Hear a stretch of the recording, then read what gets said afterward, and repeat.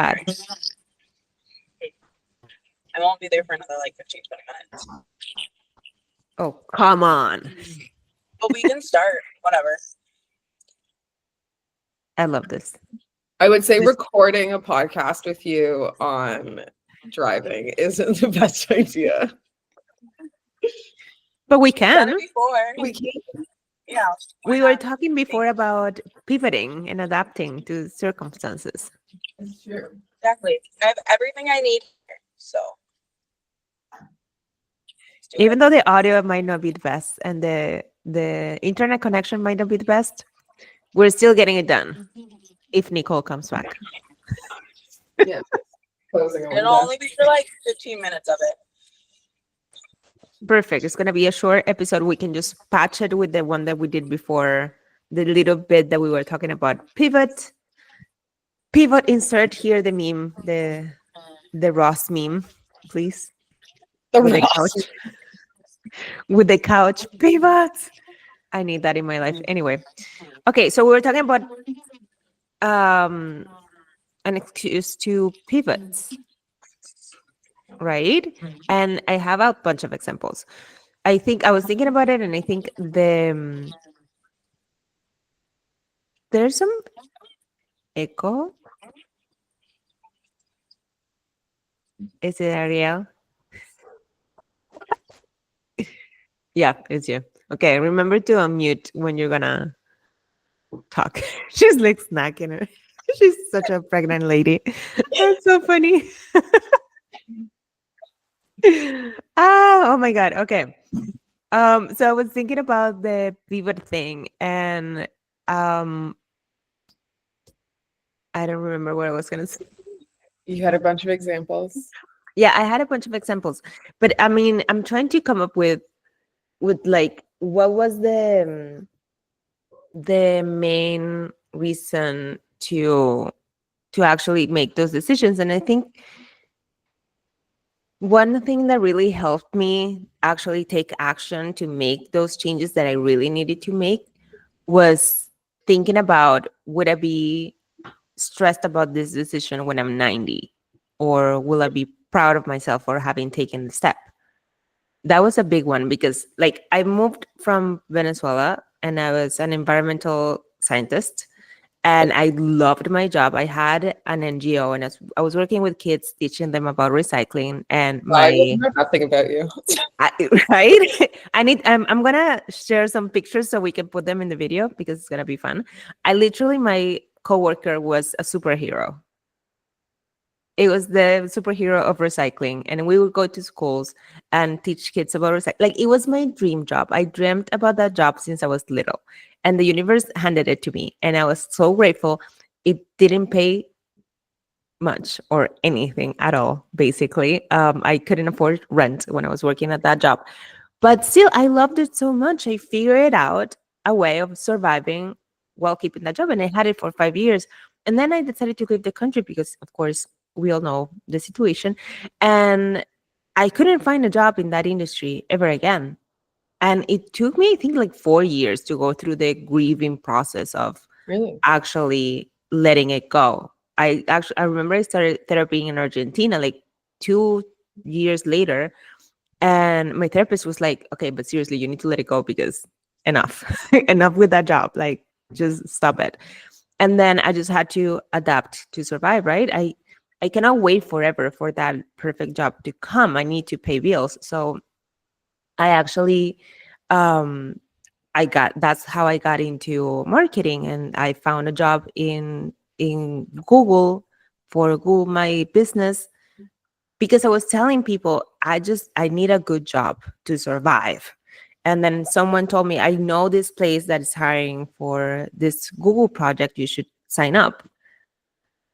Like, there's no other way around it. And then I had an opportunity to go back to environmental sciences while being in Argentina while I was working for Google because I was hating my managers, and it was a very toxic kind of vibe.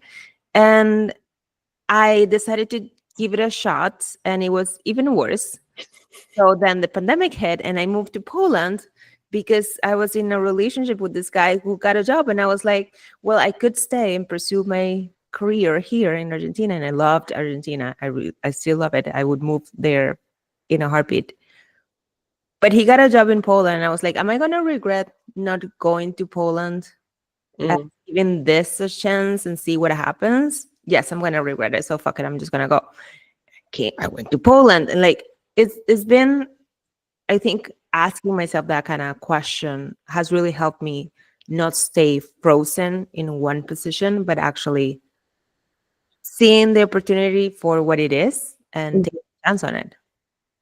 I love that. And I think it's also important, like every time I've pivoted, like, and I've probably mentioned this quote so many times, but the quote of like, you can't connect the dots looking forward, you can only connect them looking backwards. So you have to trust that all of your dots are going to connect in the future.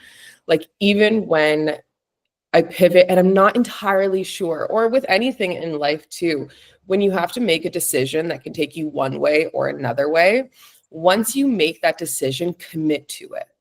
And know in your heart that like that is one of those dots that is in your future that you have to like go through, because making a pivot, and honestly not all pivots work. Sometimes a pivot leads you to another pivot that leads you to another pivot. Like That yeah, life can that is key. That also helps me a lot.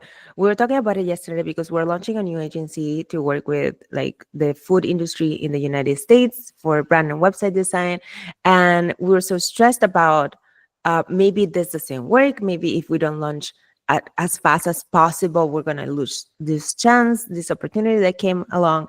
And then I was like, but actually, every time I have taken the chance on something like that, maybe it doesn't work, but then that leads me to the other thing that I yeah, was supposed to be doing. always. It's like a butterfly effect. Yeah. Yeah. So, and there's definitely a process to go through, especially when you make a decision to pivot and it doesn't necessarily work out the way that you envisioned it to. Mm-hmm. You have to like, in a lot of situations, either double down or like make another pivot, but to trust yourself enough that no matter what you do, you'll figure out a way to make something successful.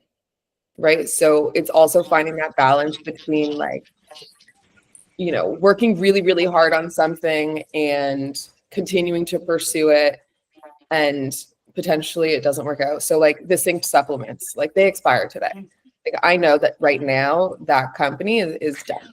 And Well, it, they expired. yeah, but I'm not going to, like, I can't sell them anymore, pretty much. Yeah. Right. So that is a loss. Right. And I remember I posted on Instagram about it. And one of my followers messaged me, and I like in the post, I talked about how it like gave me a lot of anxiety because it feels like a failure. And I Mm-hmm. feel like I didn't pursue it the way that I should have. And that like I could have done it so much differently Yeah. that could have made it successful, because I am really proud of it, but it was like my own fears holding me back from it. And she's like, you should change the way that you're looking at it. Like, look at what you built. You still made so many, like you still did this and it was so cool. And you probably learned a lot of things from it, which is true. And I know in a few years, like maybe I'll pick the company back up and like redo it and try again. But at this point in time, it's like something that I have to just acknowledge is not on my path right now, which is like, okay, but it's difficult sometimes. There's like It doesn't work. things that I really want to say connected to like what you both just said.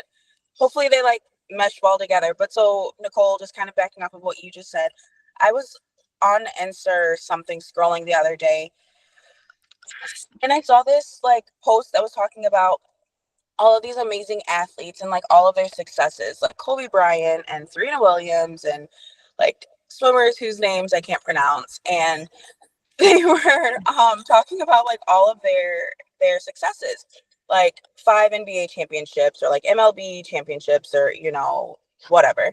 But then right underneath it, it also had their like biggest failures. So it was like, okay, this person might have like 5 NBA championships, but then they also have the world record for missed shots or something like that, and each person, right, which like all of these people are like highly known celebrities or famous athletes, and it always had like something below where they like also led their sport in like the most missed whatever, like their failures of the sport. And so like it really just like gave me a new perspective on you can't be successful unless you fail. right? And like when we fail, we have no choice but to pivot, because if we don't, then we give up. And like the second thing that like came to mind, I think, Patricia, when you were talking, was like, there's, that meme, I don't even know if it's a meme, but it's like a picture of like a guy who's like digging for gold or diamonds. Yeah. And like from afar, you can kind of see where the diamonds are and like where he's been digging and how long he's been digging. And then you can see he's got this like defeated face, and he's like going to do like one more hit, and he like kind of gives up. And like the audience can see like, oh my God, like keep going, because there's, you got one more hit and then you're there. But if you give up, you're never going to know how close you were. You're never going to like be able to make that next step or that next success.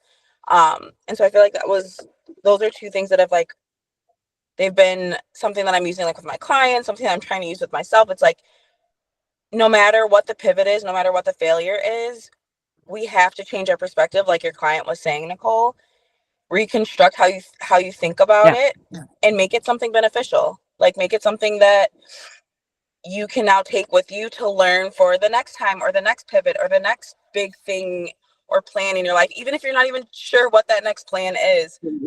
Yeah. Your I think experiences from that. the biggest lesson, at least in Nicole's case, in this situation, should be, even if you didn't learn anything, I'm sure you did, about the process of creating a product and all of that, it is how you feel right now after not actually following through with the launch plan and all of that. And when next time you're going to feel this way about launching a new product, you can remember, oh, I felt like crap and I wished I didn't do this. So I'm just going to push myself to actually get it done. I think also in these kind of situations, the most tricky part is to know when is it enough to keep trying, because sometimes we keep trying and keep trying in this crazy loop, and then there's no light at the end of the tunnel, but we're still digging, trying to see it. And that one is very tricky to me. I think if we, at least to me, if I have my end goal super clear, it doesn't really matter how I get there, even though I committed to this plan and I'm trying to make it work. My end goal is much bigger than that. So I can see it after some time. I usually set some timelines and I'm like, okay, 3 months, and then I can review what's happening. And I try to follow this rule of do not quit unless you're winning. So it's not like you're quitting because you're feeling crappy about yourself. You're quitting because you want to quit, because you don't like this anymore, because you decided that this is not what you want to do anymore, but you're winning. You're not on the low side. You're not quitting with that energy of, oh, I suck. Was that you telling me that example of like that mom who like their kid was playing a sport or something, and the kid came home after like a really hard day or something and was like, I want to quit.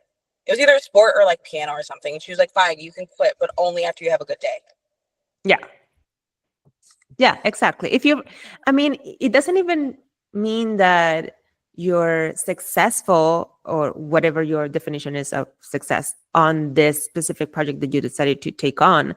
It just, you're feeling good about it. You're feeling good about what the actions that you're taking about it. You're feeling good about your end goal. You're feeling good about the whole thing. And you still don't think that this is for you. Okay, bye. It's fine. Let it go. I think that helps a lot, but it is definitely a tricky thing, to just know when to give up. And it sounds super sad and depressing. Oh, giving up. Like, other things will come along, but It's I think also, talking about it really helps. yeah. And it's about finding the successes in the failures in a lot of ways too, of like, so when I went viral, it was because I did a launch and I did like this 5-day challenge, and there was a bunch of people in the challenge, and that challenge was supposed to funnel into my group program. And I did the challenge. There was a bunch of people, they loved it. No, not one person joined the group. And I was super defeated. And at that point I was like, yeah, screw this. Like I'm done. But I was like, you know what, let's pivot a little bit and I was like, let's come out with course content. And that's when I decided to post on TikTok every day or like every weekday for a month. And 3 weeks into that, I ended up going mega viral and it entirely changed my life. So it was just that extra push that I needed to like make a little bit of a pivot so that the universe can also be like, hey, by the way, like you are still getting successes. And there's been so many times throughout the last few years that I've wanted to give up and walk away and whatever.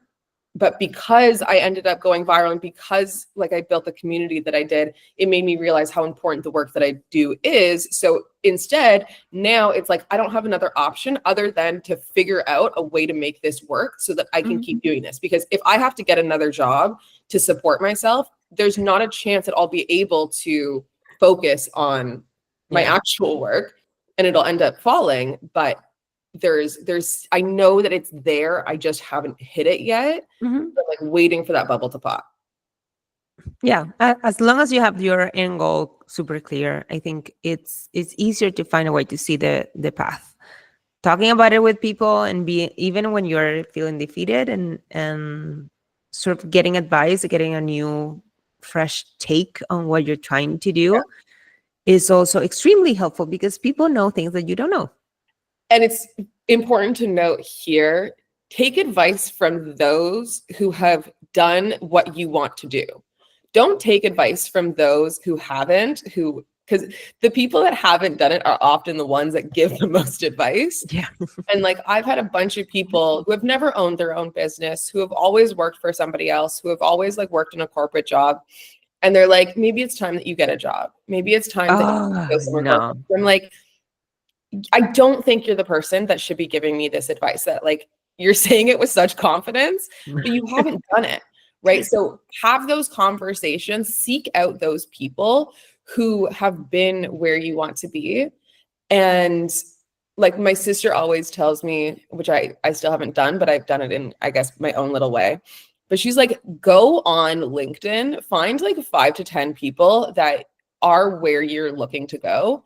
And find 5 or 10 people and just ask them to have a coffee chat. Like you can ask them to have a 15-minute Zoom call with you and just like pick their brain a little bit. Most people love talking about themselves and love talking about their journeys and love helping other people. So if it's something super casual and it's just like, hey, I was wondering if you have some time. I see what you're doing. You're really admirable. And I've looked up to you for a long time. Is there any way that we could have like a quick 15-minute chat and come in with a few questions.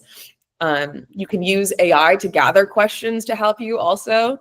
And just like talk to the people who have done it. So I just had a great idea. Thank you so much for giving me that idea. I think we should start a challenge as soon as this episode is released on the free community that we have.